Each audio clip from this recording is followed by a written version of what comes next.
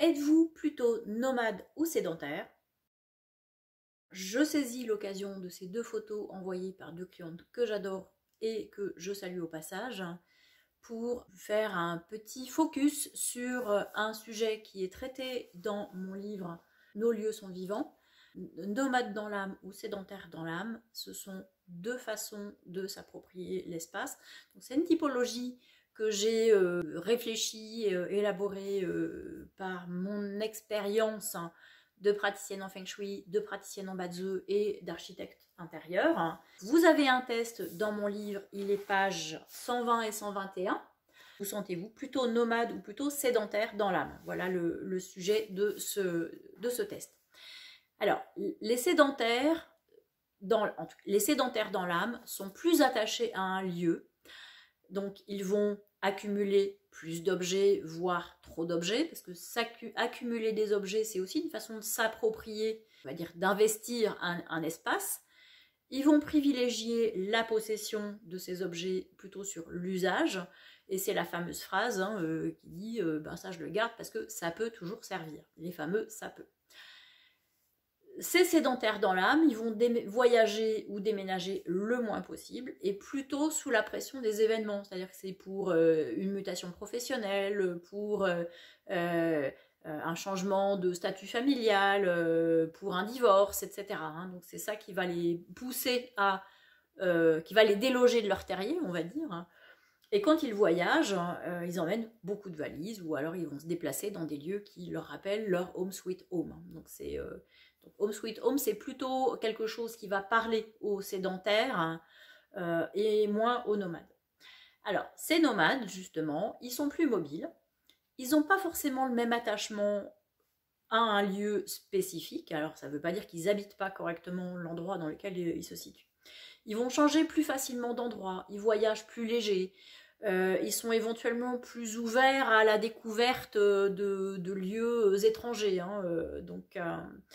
Ils vont privilégier l'usage sur la possession, donc c'est plutôt eux qui vont louer, emprunter, avoir en commun un certain nombre d'objets. Donc quand ils déménagent, ils ont tendance soit à tout remplacer, c'est souvent des gens qui vont tout revendre et tout racheter éventuellement d'occasion, et en fait s'ils rachètent, ils vont racheter le strict minimum. Alors, ce qui est intéressant dans cette typologie, c'est que dans une même famille, dans un couple, on peut avoir un mélange des deux.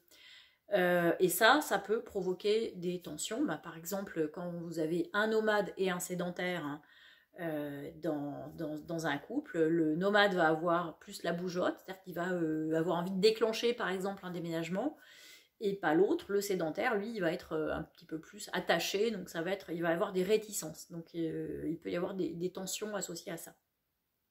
Alors quand on a deux sédentaires, c'est pas forcément beaucoup plus simple, parce que le sédentaire va avoir plus besoin de s'approprier un territoire, de marquer son territoire. Et ça peut aussi faire des frictions, parce qu'on va essayer de conquérir aussi le territoire de l'autre. Alors tout ça, c'est évidemment pas conscient, mais c'est complètement, on va dire, c'est des archétypes d'utilisation de l'espace qu'on a depuis la nuit des temps. Et ça, c'est pas le fait d'être dans une société qui valorise plutôt le nomadisme, comme c'est le cas actuellement, ça n'empêche pas qu'on soit soi-même sédentaire, ou le fait d'être dans une société où il n'y a plus vraiment de nomades au sens anthropologique du terme, ça n'empêche qu'on a quand même encore cette confrontation, cette juxtaposition de façon de s'approprier l'espace. Alors, je parlais de qu'est-ce qui se passe quand on a deux sédentaires, ils vont chercher à s'approprier un espace. Et alors moi j'ai une petite anecdote, vous connaissez certainement, parce que visiblement c'est extrêmement fréquent dans des couples. C'est pas rare que les deux se disputent pour savoir quelle est la meilleure façon de placer le rouleau de papier toilette.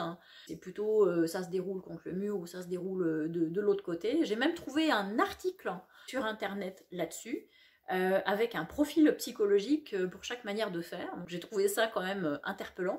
Alors, je dirais pas, si vous faites comme ça, vous êtes nomade, et si vous faites comme ça, vous êtes sédentaire. Par contre, ce qui est clair, c'est que cette question-là, des nomades vont jamais se la poser, en fait. C'est-à-dire que, limite, ils se contrefichent de cette question du dévidoir de papier toilette.